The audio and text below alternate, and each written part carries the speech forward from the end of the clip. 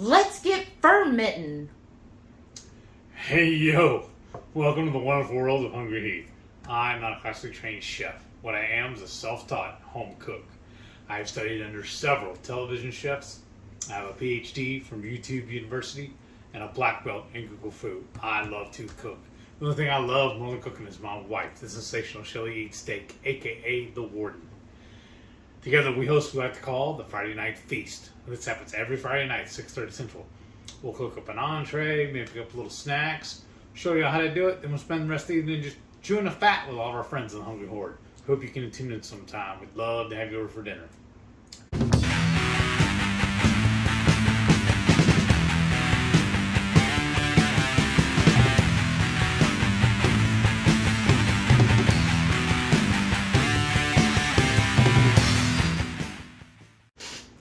So welcome back to Fermentation Fun, and this week we're going to do hatch chili peppers. I want to ring these up, put them in a jar, and we're going to make basically like a hatch relish or a hatch salsa, I guess, a little bit. But basically, we're just going to ring these up. I have some garlic as well, and what's different now, since y'all know I've been doing the kefir, I'm getting tons of kefir whey. This is my kefir whey from yesterday. I'm going to start using the kefir to help culture my vegetables. It's kind of like a jump start. So you can still do the spring water and salt mix, and we still will do some of that. But I'm going to add in my kefir whey because that has already tons of probiotics in there, and that'll just help jumpstart and get those good bacteria kind of a leg up. So that's what we're going to do. And what you're going to need for this recipe, got your jar here, and then of course we have 6 large hatch peppers and 3 cloves of garlic. Everything's been washed, and then I'm going to use a weight just to keep them down. And I have these lovely jars. Now our lids rather, and well, these jars are lovely, aren't they beautiful?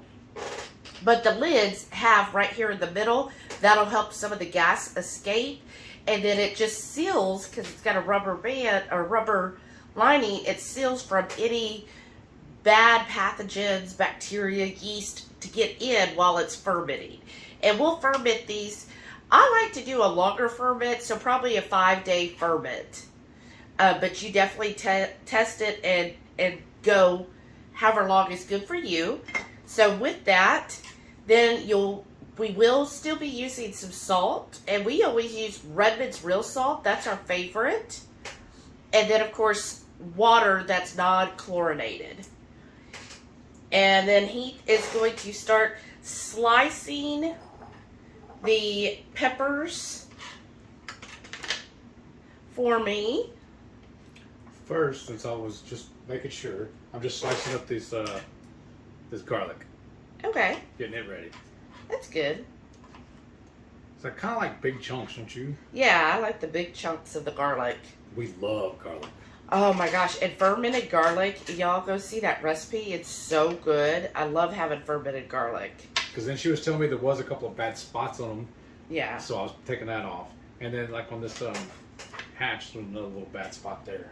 And that's the one thing you want to do is make sure whenever you're picking out your peppers that you look for anything that has like a little bad spot on it or anything like that. You either want to cut that out. About like that size? I would do half that size. Okay, no problem. Because then this would be great to put on a salad once it's done. All right. Or even a burger. Cut this one in half to get it about there. Yeah. Oh, right. Once you plate, yeah. Yeah, put it on top of your burger once you plate. So I don't want them too big. It's similar to like when you buy a pickled jalapenos. Mm-hmm. Okay. Okay, and I'm just going to put my gloves on so that I can start putting them in the jar. And of course, as we know, with fermentation, you want to make sure everything has been cleaned. It doesn't have to be sterile. In fact, you don't want to sterilize everything. But, you know, soap and water is good. So I'm going to go ahead and I was start trying to get my knife out of the way so I don't get her. throwing these in here. And just grab a couple of the garlic as it goes through. And then what we're going to need for the whey, I'm going to do a 1/2 cup of whey. And you do want fresh whey. So we need, you know, if you could get it from the last day or two, the fresher the better. So this was just done yesterday. So a 1/2 cup of that. And then, you're good. I just want to make sure I don't get your hand. All right, we've got our jar full here. I'm going to pour in that 1/2 cup of the kefir whey. And then I need a 1/2 tablespoon of salt. There's a pour spot on this. What am I doing? Actually, you know what? It actually is better this way. Let's do this. Right? You like? We'll do a full 1/2 tablespoon, please.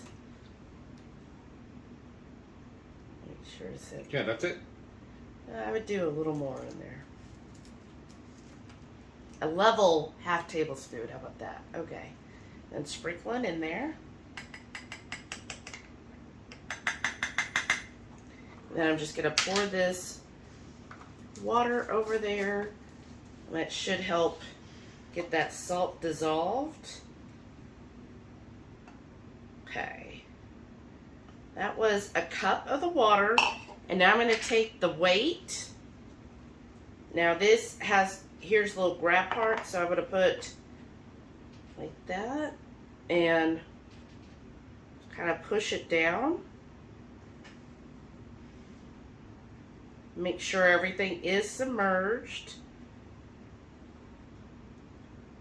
Okay, that looks submerged. So now, this is why I love these lids. You don't have to have the lids. You could, right here, you could just put a regular lid on. You don't want to do it too tight if you're doing it that way, but you could put a regular lid on it, and then just every day go in and you'll kind of unscrew the lid, let the gas out, and then screw it back. But in this case, burping it.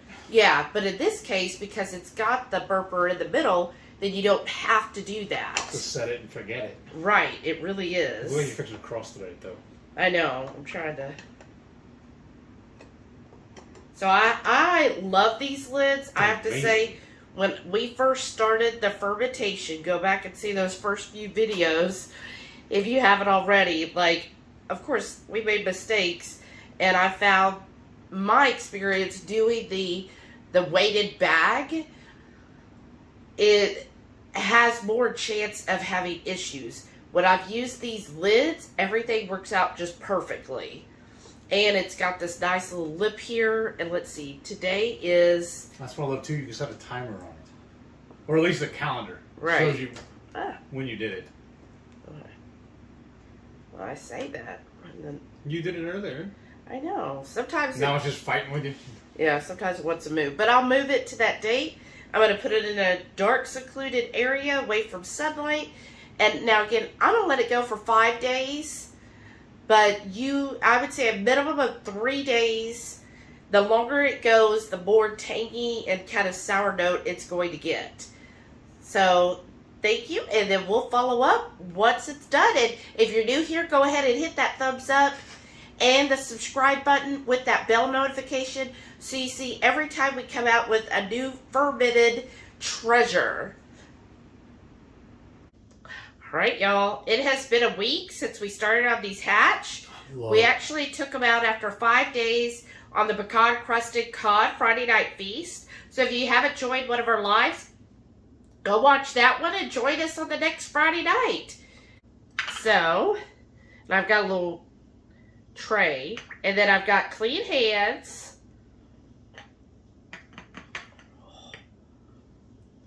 And, wow, smells good. So I'll put a little one there. Wow. Oh, and the garlic in here? Yes, please. Wow. You want a piece of garlic too? Yeah, I thought that one was mine. Yeah, you can have it. Oh, there's one in it. There is? Isn't that what that is right there? I don't know. Let me see. Oh, yeah. That's awesome. Wow. Okay. And you can have that one with the garlic in it. It's almost like a stuffed olive. Right, a stuffed hatch. Yeah. Okay. So then I'll get this one. Ferment. All right, here we go. Primo. That is amazing. Wow. That is a happy, happy Heath. I like that. I've always liked Hatch, now I like them even more. Wow. Mm-hmm. That is so good. I like it because it's really zingy. Mm-hmm. And It's crunchy. yeah, they're definitely crunchy. Oh, a good spice level to it. Now, we got... Ooh. Uh-huh. There's a spice right there. We got these hatches, I think, at Kroger. We got the hot, and then we got more at Sprouts. Yes. Right before the season was over. So this is why, if you have a favorite vegetable and you only shop in season, make sure at the end of the season you're getting plenty of them so that you can ferment them. And that's what we did with these hatch, because now we can't even find hatch anywhere. But now we've got these. I doubt it's going to last 9 months, but it'll be great to add to our foods. It will. And what a great way to add a good ferment and spice to your daily life. Right. I'm loving all these ferments. If wanna you're put on loving top of all a these steak. ferment videos and our recipe videos and you want to see more of those, hit that subscribe button, y'all. Thank you so much. Those are good. And then don't forget, Every Friday night, 6:30 Central, we go live for the Friday night feast. We'll cook up an entree, make a couple little snacks, show you how to do it. Then we spend our evening just chewing the fat with all of our friends in the Hungry Horde. Hope you can tune in sometime. We'd love to have you over for dinner. Thank y'all for watching, and we'll see y'all in the next one. please stay tuned to see all of our wonderful channel members. Thank you all so very much for all of your support. We so appreciate you. Y'all are amazing. Thank you. Bye.